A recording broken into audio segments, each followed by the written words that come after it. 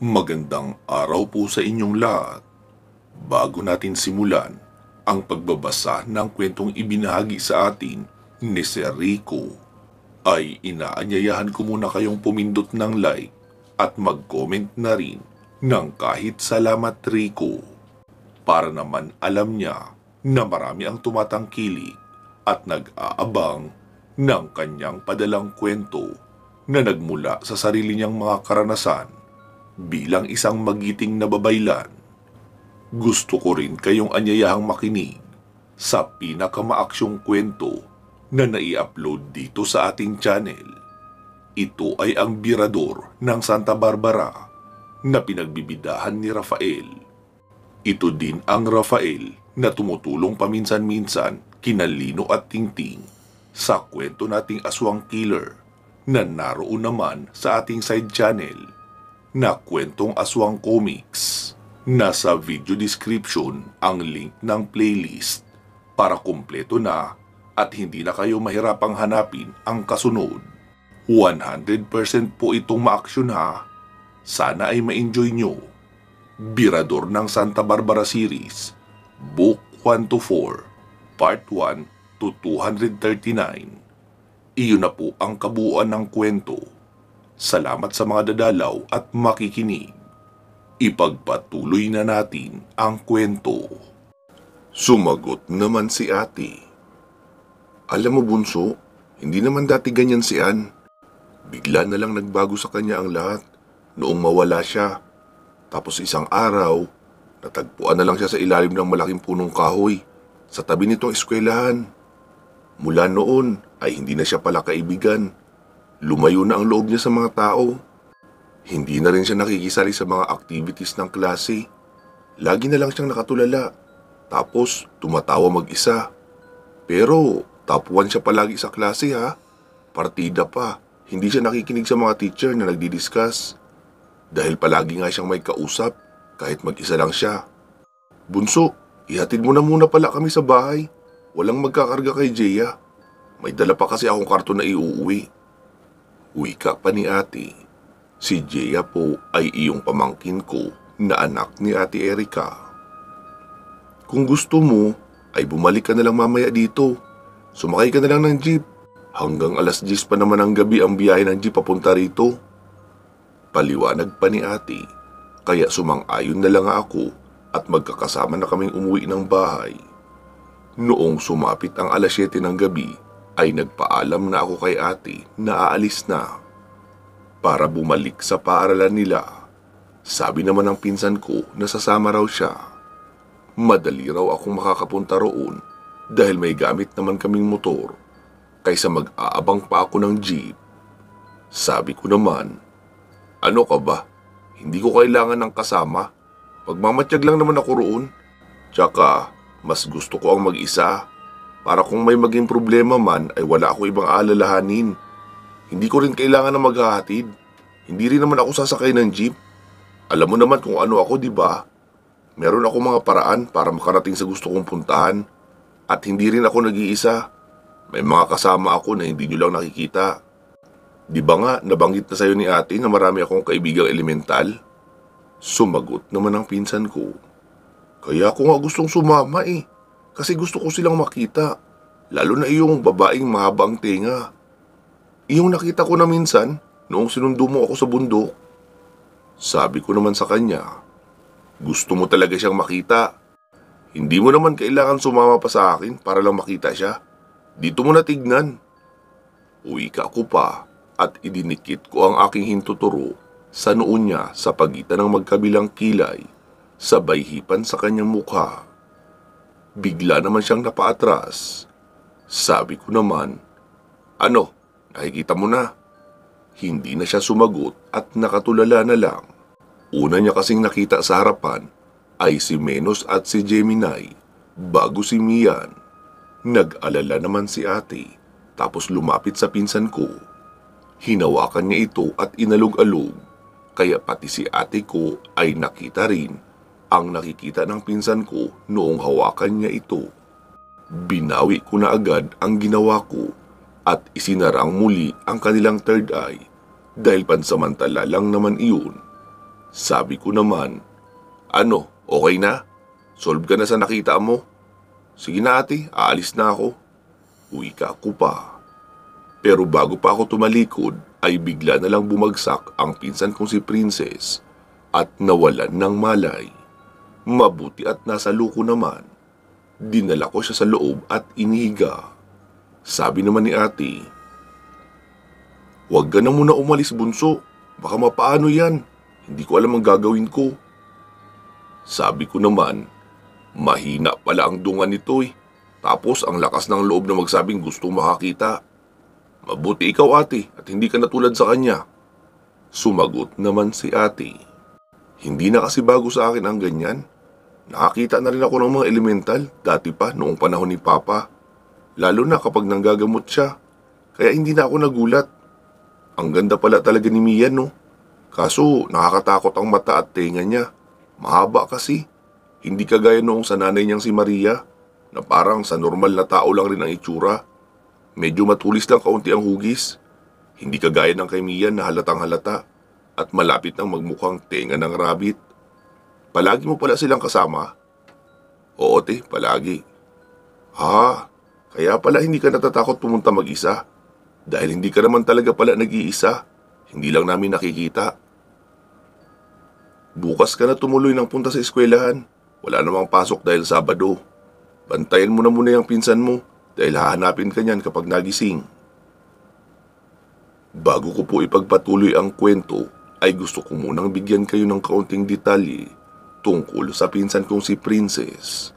Dati pa ay sobrang close na talaga kami dahil magkababata nga kaming dalawa. Mas close pa siya sa akin kaysa sa mga kapatid kong babae. Noong panahong hindi pa ako babaylan ay palagi rin kami magkasama, lalo kapag pupunta sa mga galaan, gaya ng disco at kapag may paliga sa mga barangay. Balik na tayo sa kwento.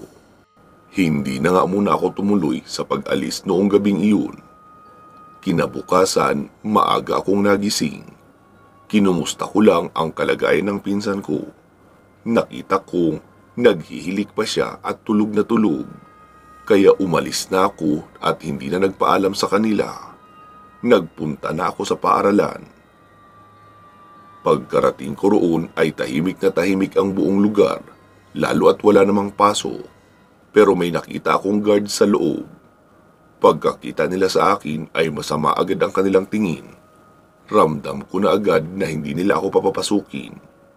Noong medyo malayo pa ako, ay nagsalita na agad sa malakas na boses ang isa at sinabing hindi raw sila nagpapapasok ng tao roon kapag walang paso. Hinayaan ko lang at itinuloy ang paglapit. Noong makalapit na ako sa kanila ay biglang nagbago ang kanilang mood. Hindi na sila galit. Mahinahon na silang kausap tapos pinapasok na ako. Ang tawag doon ay pampahalina. Iyon ay isang espiritual na kakayahan na kahit ang taong galit sa iyo ay biglang aamo kapag nakalapit ka na sa kanya. Naisip kong gamitin ang kakayahang iyon dahil wala namang saysay kung makikipagtalo ako sa kanila. Lalo at ginagawa lang din naman nila ang kanilang trabaho at ganun din ako. Naroon ako para tulungan ang sitwasyon ng paaralan mula sa panggagambala ng mga ligaw na kaluluwa at aswang. Sinabi ko sa kanila na may gagawin lang ako saglit sa likuran ng paaralan. Wala rin kasing ibang daan papasok, kaya kailangan dumaan talaga ako roon. Pinapasok naman nila ako agad. Pagkapasok ko nga, ay nagtuloy na ako sa likuran ng isang building. Tapos naglibing ako roon ng mutya ng Berlin Spiritum para protektahan ang paaralan at hindi makapaggala doon ang mga ligaw na kaluluwa na siyang dahilan ng pagkakasakit ng mga bata. Matapos kong gawin iyon ay lumabas na ako ng paaralan pero hindi muna ako umuwi. Umikot ako sa likuran. Noong naroon na ako ay doon ko lang napansin nagubat na pala doon banda, lalo na sa unahan. Nagpatuloy ako sa paglalakad hanggang sa makita ko ang isang poso. May isang ginang at dalaga roon na naglalaba. Noong medyo makalapit na ako, ay agad kong namukhaan ang dalagang naroon. Siya iyong dalagang estudyante na si Ann, iyong dalagang masama kong makatitig sa akin noong nakaraang araw. Grabe na naman ang sama ng titig niya sa akin. Sa tingin ko ay baka alam niya na isa akong babaylan. At alam ko rin naman na isa siyang aswang na gumon. Isang uri ng aswang na ginagabayan ng mga engkanto. Lumapit ako sa puso sabay sabing, Nang, pwede po ba akong makiinom? Sabi naman ng ginang, Opo, sige po. Sino po kayo at anong pakay niyo rito? Hindi ko na muna siya sinagot. Lumapit ako sa puso. Noong pagkakataong iyon ay naliligo pala ang dalaga. Dahil sa dulas ng gilid noong puso ay nadulas ang isa kong paa. Hindi naman ako natumba, na outbalance lang ako. Kaya hindi sinasadyang napahawak ako sa balikat ng dalaga. Sabi ko naman agad, Ay, sorry miss. Pero sinigawan ako noon bigla. Sabi niya sa akin, Ano ka ba? Para kang bakla akong kumilos, lalampa-lampa. Sabi naman noong ginang, Ano ka ba naman anak? Nadulas na nga yung tao sinisigawan mo pa. Sumagot din naman ako. Okay lang po yun nang. Miss, sorry uli ha. Madulas kasi talaga yung natapakan ko. Wika ko pa, sabay umalis na rin agad. Ang totoo, hindi naman talaga ako nauuhaw. Sinadya ko iyon para makalapit sa dalaga. Maging ang pagkakadulas ay planado ko rin dahil gusto kong mahawakan ang dalaga para malaman ko ang kanyang nakaraan. Malalaman ko rin kung bakit siya nagkakaganon. Plano ko kasing gamutin siya, kaya kailangan kong malaman ang punot dulo ng lahat kung bakit siya naging aswang. Nalaman ko nga na dahil iyon sa kanyang ama. Nakita kong nag-aalala ang kanyang ama na baka hindi na sila magkaanak ng kanyang asawa, lalo at may edad na sila pareho. Ang kanyang ama ay may alam na paraan sa pamamagitan ng itim na mahika kung papaano makipagkasundo sa mga taga-ibang mundo o sa mga elemental. Ang ginawa ng kanyang ama ay gumawa ng ritual para makipagkasundo sa isang engkanto. Nagawa niya namang makapagtawag ng engkanto na makikipagkasundo sa kanya. Tinuruan siya kung ano ang kanyang dapat gawin. Binigyan rin siya ng iba't ibang ugat ng puno ng kahoy at iba't ibang uri ng kuko ng hayop. Hindi ko na lang babanggitin kung ano-ano ang mga hayop na iyon. Noong makumpleto na ang sangkap ay pinroseso niya na iyon at ginawang langis, saka ipinainom sa kanyang asawa. Pagkalipas lang ng ilang buwan ay natupad ang kanyang pangarap. Nabuntis ang kanyang asawa, kaya tuwang-tuwa siya. Hindi niya alam na may malaking kapalit ang lahat ng iyon. Magkakaanak nga sila, hindi naman normal na tao.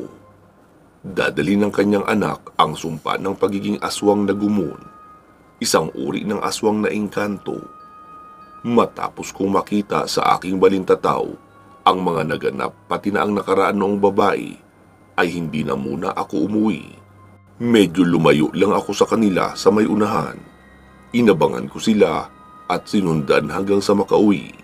Iniwasan kong mapansin nila ako dahil alam ko rin na kayang kontrahin ng dalaga ang aking tagabulag. Kaya ang ginawa ko ay si Mian ang inutusan kong magmasid. Nakikita ko rin naman ang kung anumang nakikita ni Mian kapag ginusto ko. Napansin ko, malakas talaga ang pakiramdam ng dalaga. Kahit pa si Mian na nga ang nagmamasid sa kanya, panay pa rin ang lingon noon sa magkabilaan at hindi siya mapakali. Noong malaman ko na kung saan sila nakatira, ay pinabalik ko na si Mian. Tapos nagpunta na ako sa bahay noong mag-ina. Pagkarating ko doon ay tahimik. Walang ibang taong naroon. Nag-iisa lang din ang bahay na iyon. Palibhasa nasa masukal na bahagi na. Nagtao po ako sa pintuan. Tapos maya-maya ay nagbukas iyon. Isang dalaga ang nabungaran ko.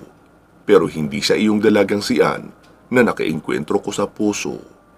Sabi noon, "Ano po yun? Ano pong kailangan nila?" Unang tingin ko pa lang doon sa dalaga ay nalaman ko na agad na bulag iyon. Tapos bigla namang lumabas iyong dalagang si Ann. Sabi niya doon sa dalagang nagbukas ng pinto, "Almira, sinabi ko bang lumabas ka?" Sumagot naman iyong isa, "Ete, may tao eh. Ikaw kasi umalis ka, tapos hindi mo naman ako dinala ng pagkain. Ayoko nang kumain ng karne ng baboy. Hindi ako lumalakas eh." Hindi na siya sinagot ng ate niyang si Ann dahil sa akin na iyon nakatingin ng masama. Lumabas siya sa bakuran at kinausap ako. Sabi niya, "Ano bang kailangan mo? Bakit masyado kang pakialamero?"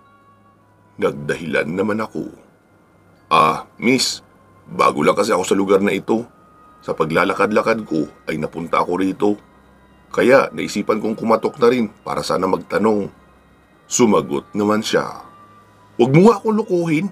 Ikaw yung nasa paaralan namin kahapon. Sino ka ba? Bakit alam mo ang buong pangyayari dito?" Doon ko lang napag-alaman na hindi niya pa nalalaman na isa akong babaylan. Pilit ko kasing itinatago ang totoong aura ko, lalo na noong naroon ako sa paaralan. Muli namang nagsalita iyong babaeng tinawag niyang Almira. "Ate, lalaki yan di ba? Huwag mo naman siyang pagalitan. Patuloyin mo siya.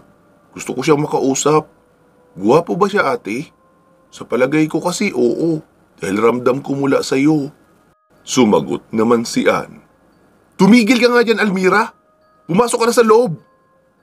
Nabigla ako dahil may dalawang tao na bigla sa likuran ko at may dalang grocery ang isa, tapos ang lalaki naman ay may dalang galon na may lamang mantika. Sabi noong ginang, "Oh, may bisita pala kayong dalawa, tapos nagtatalo kayo sa harapan ng bisita natin. Pasensya ka na sir ha, anak ko ang dalawang iyan. Ikaw iyong nasa puso kanina di ba, na makikiinom sana? Kaso bigla kang umalis matapos kang madulas. Pasensya ka na talaga dito sa mga anak ko." Sumagot naman ako, "Okay lang po yun manang, naintindihan ko naman." Muli naman siyang nagsalita, "Masungit talaga yung isa kong anak. Hindi kasi yan sanay na makipagkaibigan at wala yang boyfriend. Lahat kasi na pinapakilala niyang boyfriend sa amin ay bigla na lang nawawala. Malas yata ang anak kong ito pagdating sa lalaki." Napatingin naman ako sa dalaga pero umiwas siya ng tingin. Sa tingin ko, dahil siya ang dahilan ng pagkawala ng mga lalaking iyon, nakita ko sa aking balintataw na lahat ng lalaking iniuwi niya ay kinain nilang magkapatid at alam iyon ng kanilang mga magulang.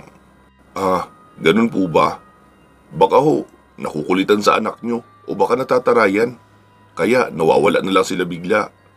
Pero hindi na iyon sinagot pa ng ginang. Ang kanilang ama naman ang nagsalita, "Oh, tama na yan. Nandito pa tayo sa labas. Magsipasok na muna tayo at doon na mag-usap sa loob. Ikaw rin iho, pumasok ka na rin. At parang uulan pa yata." Medyo masama kasi ang panahon noon, kaya pumasok na rin ako sa bahay nila. Pagkapasok ko sa bahay ay nagsalita iyong dalagang nagngangalang Almira. "Ate, huwag mo siyang papaalisin ha.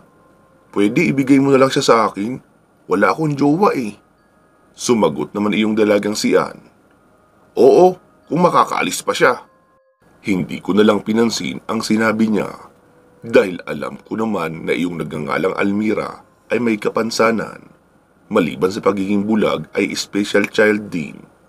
Habang naroon ako sa loob ng bahay ay pinagmasdan ko ang loob. Ayos naman o masasabing maayos at pangkaraniwan. Normal na bahay ng mga tao. May lutuan at may iilang appliances. Sabi ng ginang, "Sir, pasensya ka na sa anak kong bunso ah. Makulit talaga yan. Bulag kasi siya at special child din. Umupo ka muna dyan. Ilalagay ko lang itong mga pinamili namin sa kusina." Sige po, walang problema. Dito lang ako." Habang nakaupo ako sa may sala, ay lumabas naman mula sa kwarto iyong Almira.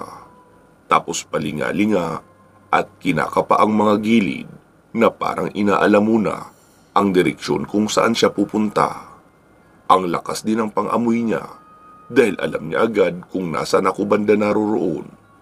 Hindi na rin iyon nakakapagtaka dahil isa rin siyang aswang na gumon. Pagkalapit sa akin ay bigla iyong umiti at sinabing, "Tabi tayo ha." Tapos biglang umupo sa tabi ko. Mabuti at nakasara ang aking puder dahil kung hindi ay baka nasaktan siya roon. Ilang saglit pa ay lumabas naman ang nakakatandang kapatid na si Ann. Ganun pa rin ang aura niya. Pailalim kong makatingin sa akin. Nagsalita iyon at tinawag ang pangalan ng kapatid. Nilapitan tapos kinurot sa gilid.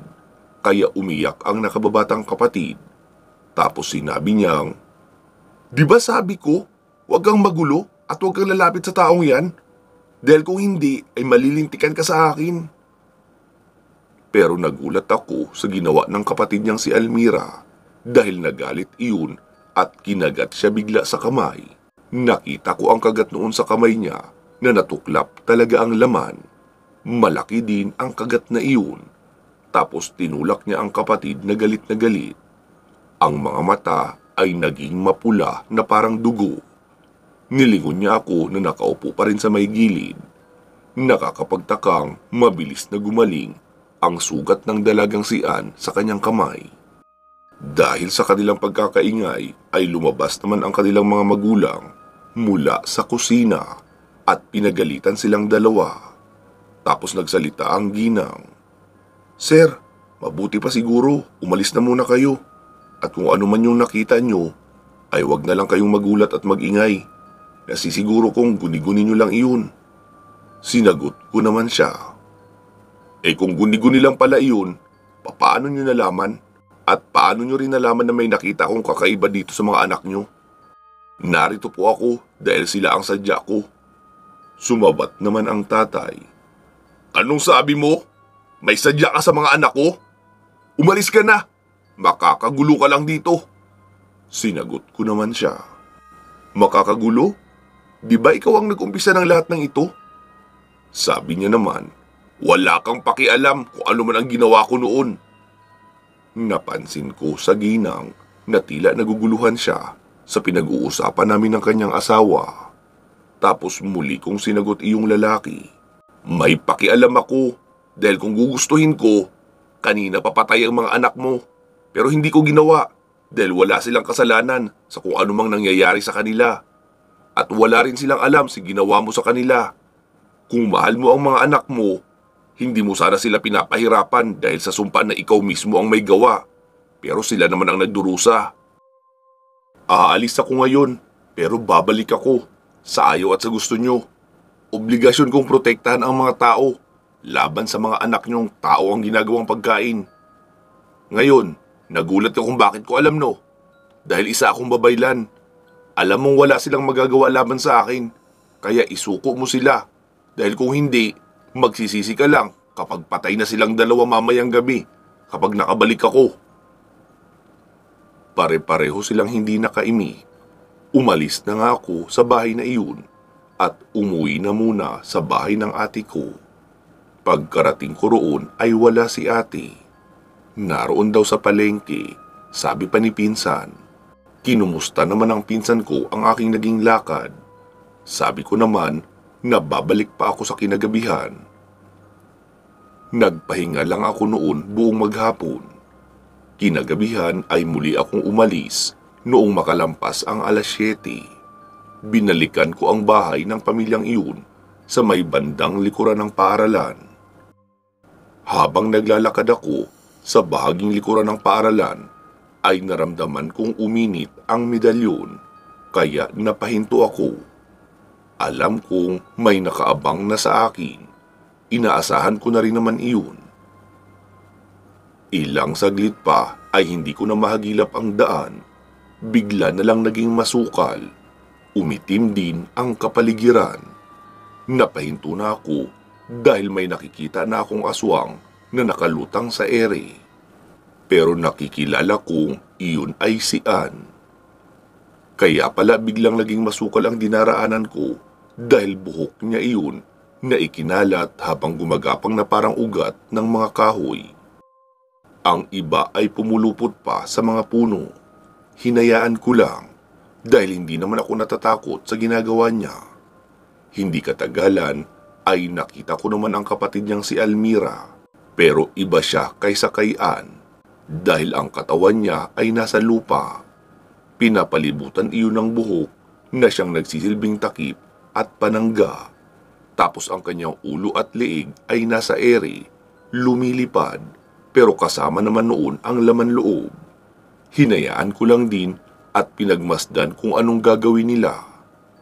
Maya-maya ay nagsimula ng kumilos ang aswang na si Ann. Pinuluputan niya ako ng buhok sa katawan. Mukhang balak niya akong pigain gamit ang buhok. Tapos iyong kapatid niyang si Almira ay wala namang ginagawa, nanonood lang. Nagsalita ang aswang na si Ann. "Masyado kang pakialamero! Ngayon, ikaw ang gagawin kong pagkain!" Galit na wika niya pa sa akin, kaya nagbukas na ako ng puder. Dahil baka mahuli naman ako sa sobrang pagkakumpiyansa. Noong naging aktibo na ang aking puder, ay doon niya na ako nabitawan at nasunog na lang bigla lahat ng buhok niya na nakapulupot sa akin. Pansamantala po muna natin puputulin dito ang ating kwento. Dahil ang totoo niyan, hanggang dito pa lang din talaga ang natatanggap ko. Mag-abang na lang tayo muli kung kailan muling magkakaroon ng bakanting oras si Sir Rico para makapagsulat. Alam naman nating lahat na walang oras at walang day off ang pagiging babaylan. Hanggat merong nangangailangan ng kanyang tulong, ay nariyan siya, handang magsagip ng buhay sa abot ng kanyang makakaya. Kaya ang pakiusap ko lang sa ating mga katribo, na habaan po ang pasensya ha, at huwag masyadong mamressure sa comment section. Mas mahalaga ang obligasyon ng babaylan na pagsasagip ng buhay, kaysa unahin ang pagsusulat ng kwento para sa atin. Sana malinaw po iyon na. Abang-abang na lang po tayo. Maraming salamat po sa lahat ng nakaantabay sa kwento ng ating magiting na babaylan. Bago po natin tapusin ang ating kwento, ay bigyan muna natin ng daan ang ating mga shoutout at pasasalamat. Unahin na muna natin ang ating mga major sponsors na sina Ma'am Aida Lasimet Calfe ng Qatar at si Ma'am Connie Matias Narumi ng Japan. Pati na rin ang iba pa nating mga sponsor na sina Ma'am Bernadette Arcalas, Ma'am Alma A. Rosales at Ma'am Lynn Gentiliso. Maraming salamat po sa inyong walang sawang pagsuporta sa ating channel, pati na sa proyektong pagtulong sa mga batang pinabayaan ng magulang. Naway patuloy po kayong biyayaan ng ating puong may kapal at panatilihing nasa malusog na pangangatawan. Pinapasalamatan din natin ang ating mga current channel members na sina Ma'am Rose Halandumon, Senya Hikom Luquias, Jovi Taghap, Lito Bueno, Georgina Bati, Lou Kira, Click and Collect Manila, Sargent Katz Dorms, Burns A, Christine Olson, Kevin Nang, Celsa Escartin, Jenny Mostrado, Maria Victoria, Eric Platero, Yam in Japan, Jesmar Ocampo, at Dean Ciudadano. Pasalamatan na rin natin ang ating tatlong masisipag na group admin at moderator na sina Ma'am Ilongga Guapa, Ma'am Gilane Fernandez at Ma'am Gina Araga. Sa muli ay inaanyayahan ko po kayo na mag-like and follow sa ating Facebook page na ang pangalan ay Katotohanan at Misteryo. Pinapasalamatan ko rin kayong lahat na mga regular listeners ng ating tatlong channel. Ito po ay ang Katotohanan at Misteryo, kwentong aswang comics, tsaka iyong problema at payong kaibigan. Siguraduhin nakasubscribe po kayo sa mga channel na iyon. Sana ay patuloy pa rin kayong makinig kahit pa hindi ako ang boses na nagsasalita. Balikan nyo rin po sana ang mga luma nating video, yung mga na-upload ng 2 years ago to present. Siguradong marami pa doon ang hindi nyo napapakinggan, lalo na sa mga bago lang dito sa ating channel. Maraming salamat po sa patuloy niyong suporta sa ating mga channels. Magsama-sama po tayong muli sa iba pang mga paparating na kwento. Mag-iingat po kayo palagi at hanggang sa muli.